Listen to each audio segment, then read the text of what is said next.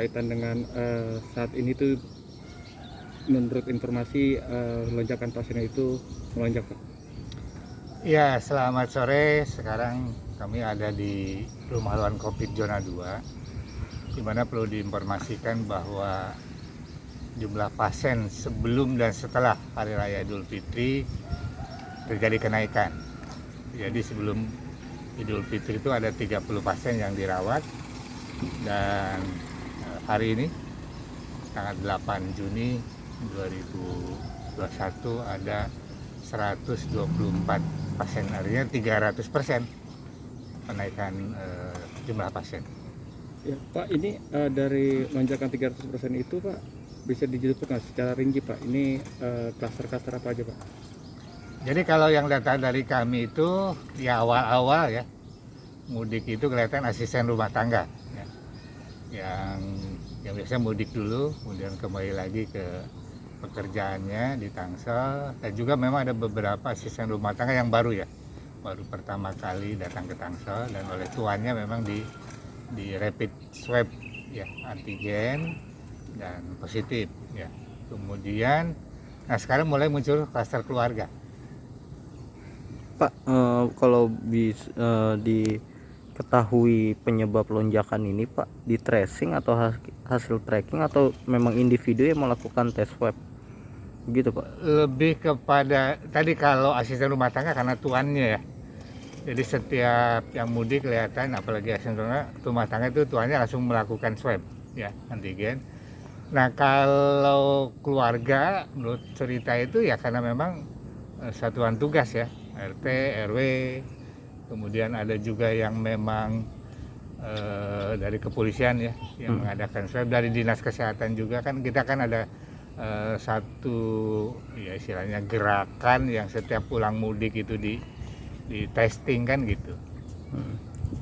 Pak, kalau bisa dikatakan kemarin Kota Tangsel kembali menyandang predikat zona orange ya, Pak. Apakah ini ada korelasinya dari yang sebelumnya dari zona kuning menjadi zona orange dan terjadinya peningkatan kasus di RLC Kota Tangsel ini, Pak? Oh ya udah pasti.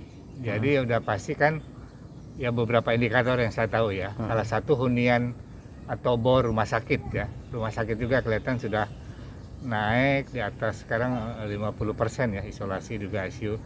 Kan sebelum lebaran itu sudah turun ya, di bawah 50%, bahkan sampai 20-30%. Jadi itu salah satu indikator. Kemudian positive rate kan, dengan naiknya positif, kemudian juga kan ya tracking, testing kan ada waktu juga.